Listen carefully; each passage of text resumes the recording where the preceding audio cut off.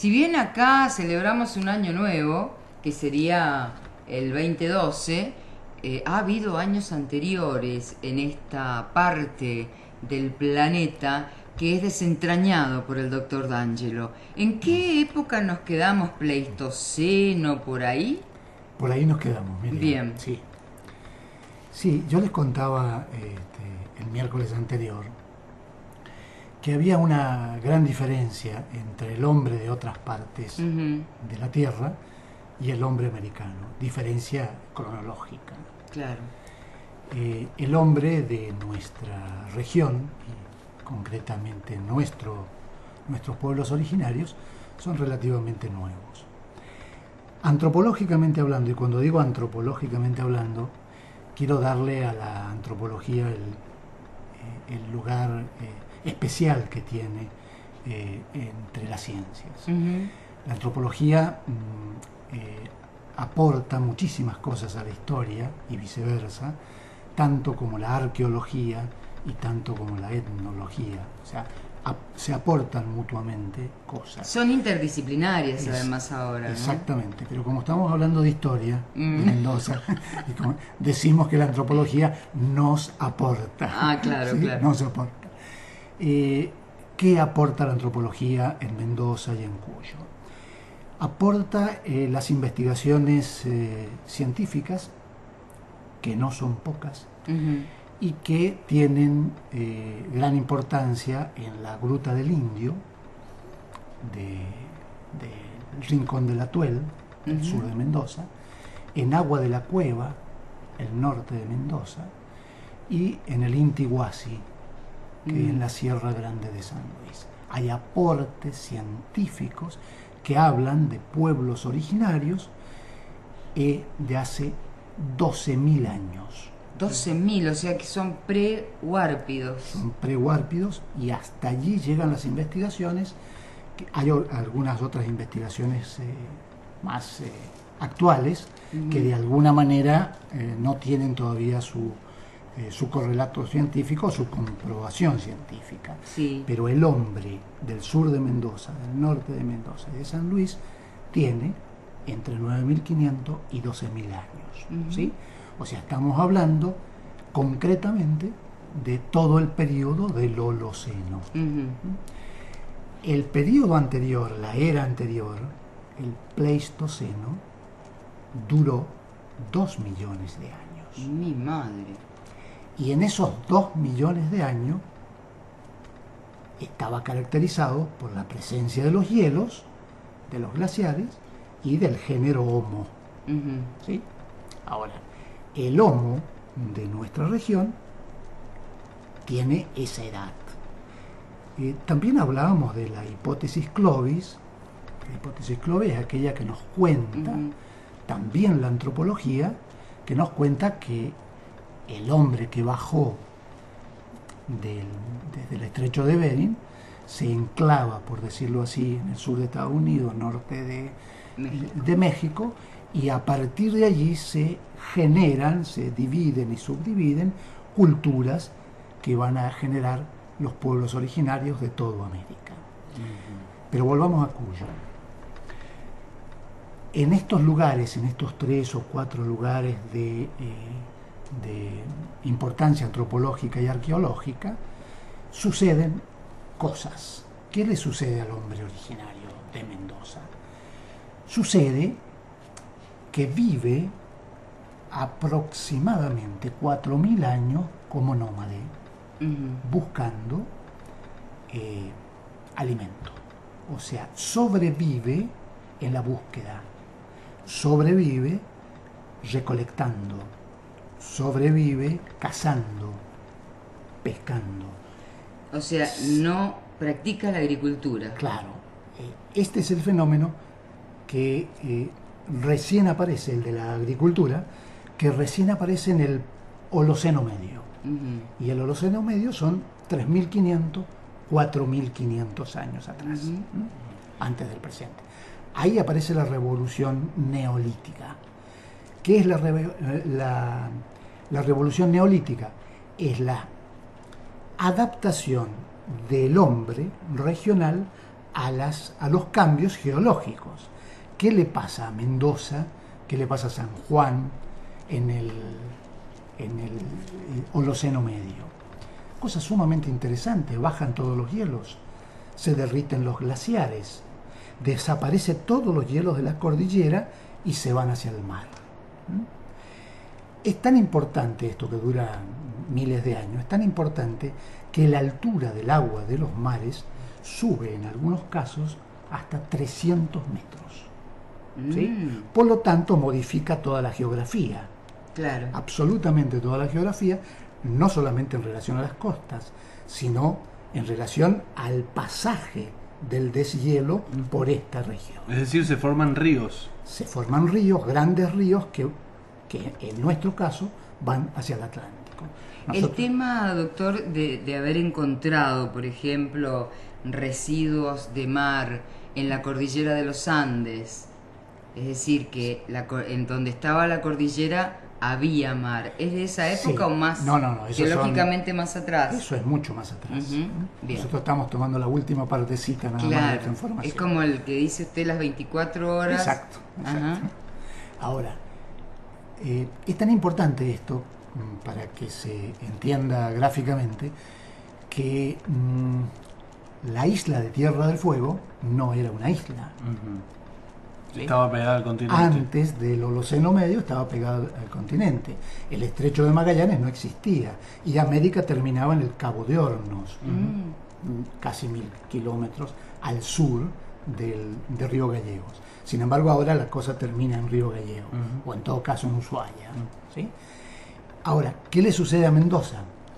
Y Mendoza aparece un fenómeno sumamente interesante: la aparición de la aridez, porque hay un calentamiento global, ¿sí? Y por el otro lado, las características casi actuales. En esas características actuales se produce la revolución neolítica, que es la domesticación de las plantas y de los animales. Como consecuencia directa, es para superar la aridez. Exactamente.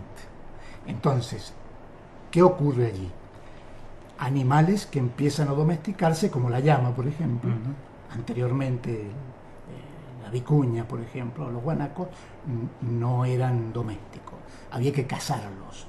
La llama se domestica y aparece la domesticación de las plantas, que es el nacimiento de la agricultura. Con el nacimiento de la agricultura, el hombre originario de nuestra región busca lugares adecuados para el cultivo, esto es, cerca del regadío, de los regadíos. Entonces, ¿dónde se ubica? Concretamente, en el Valle de Uspallata, se ubica en Barrancas, en Rincón de la Tuel, en el Paso de las Piedritas de Palmira, en lagunas de Guanacache. La laguna de Guanacache es fundamental, esta zona. Entonces ahí desarrolla su característica tribal, o sea, su característica de comunidad. Ahí ya estamos hablando de huarpes, o todavía son personas anteriores a los... Son prehuárpidos. Son prehuárpidos, todavía no hay una comunidad organizada y no los identifica ninguna lengua todavía, ninguna habla, digamos. En estas zonas aparece, como dije recién, la agricultura. ¿Y qué es la agricultura? Y la agricultura es el zapallo, la calabaza, posteriormente el maíz, el poroto y la quinoa. Que es como la papa. No, la quinoa es el... como el choclo, como el maíz. Los españoles, los conquistadores, le llamaban el arrocillo de Indias. Es una pequeña semillita, muy común en este momento en Bolivia, Perú, con el cual tiene gran aporte de proteínas.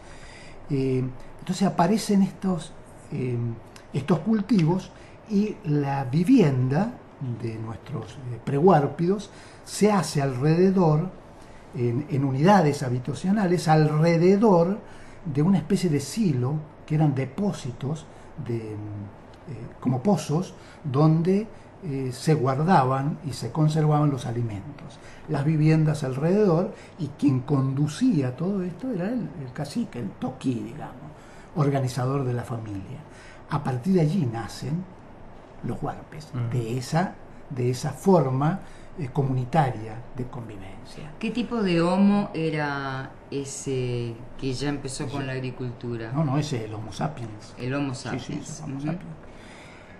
Las características básicas del desarrollo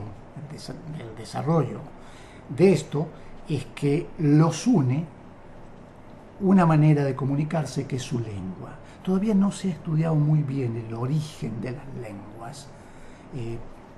Tenemos que saber que en el mundo hay 5.000 lenguas. Bueno, la comunicación entre las lenguas de nuestros pueblos originarios gira alrededor de un idioma y 3 dialectos. Este idioma es el huarpe, un dialecto es el que se habla en San Juan, que se llama Allanteac. Otro dialecto es el Milcayac, que es el huarpe de Mendoza, y el michilingüe o el huarpe puntano de San Luis. Algunos incorporan un cuarto dialecto, que es el puelche, que es el idioma que se hablaba en Malargüe, San Rafael y Malargüe. Puelche también es una comunidad indígena, ¿no? Puelche, claro, Puelche son los che son los mapuche, o sea, la gente de la tierra. Claro. Puelche es, si mal no recuerdo, norte, o sea, gente del norte, Puelche. Algunos incorporan al Puelche como un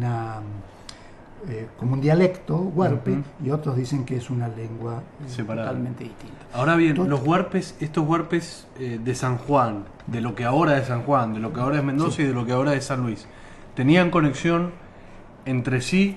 ¿Se comunicaban en un idioma común?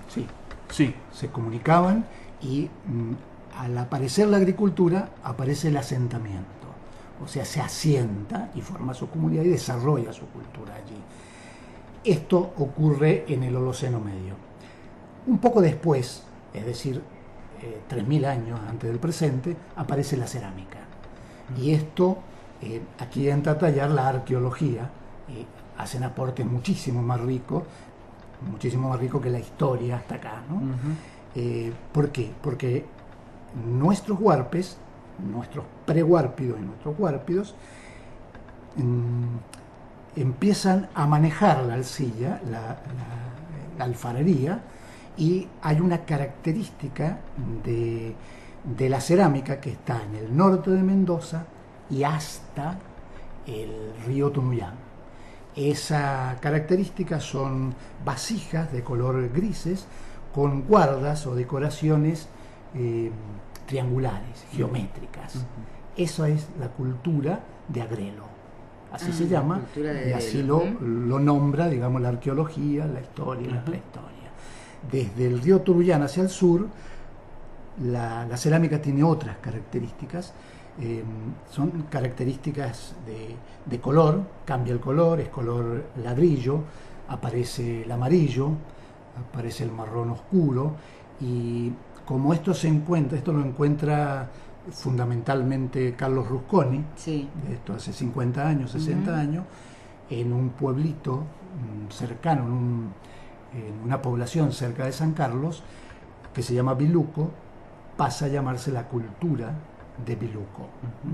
Entonces, de acuerdo a la cerámica, la producción de cerámica, de utensilios, hablamos de utensilios cuando hablamos de vasos, de cacharro, de recipientes para conservar los alimentos, para conservar la loja, el alcohol, tienen estas características. Entonces, cuando usted dice amarillo, doctor, ¿es porque manejan los colores o porque la arcilla es amarilla? Las dos cosas. Manejan los colores y la arcilla es clara. En cambio, la de Agrelo es oscura naturalmente, ¿no? Bien.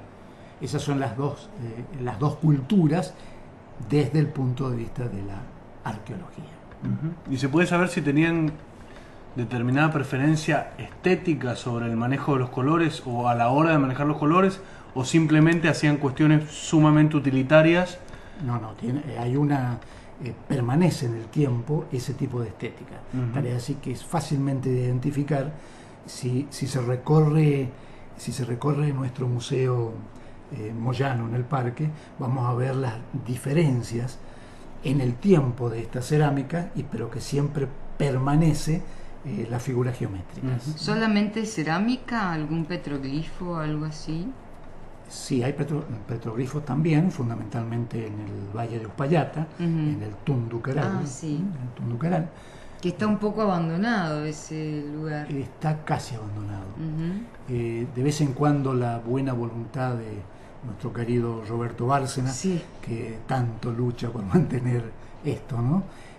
Él intenta organizar y conservar esto. Yo aconsejo que se visite el Tunducaral de Uspallata, está muy cerca y se pueden ver petroglifos con figuras antropomorfas de la época. Usted quería hacer alusión a algo que escribió, Oscar. Sí, esto que escribí fue a partir, en una época que estaba muy enamorado, digamos, de este tema, ya casi no lo estoy tanto, pero de cualquier manera salió un poema y después un libro que se llama Historia del Barro. Y sí, hay un poema que hace referencia a toda esta temática. ¿Quiere que se lo lea? Bueno, adelante. Acontece, en el espacio libre de nombres y voces, el hielo ofrenda su cama a los chañares que vendrán. No hay números ni memoria, el sonido sin destino discurre. El futuro vegetal sacude el rocío contra el sol. Acontece. El metal hace sonar su ausencia, el glaciar encoge su espalda y se esfuma.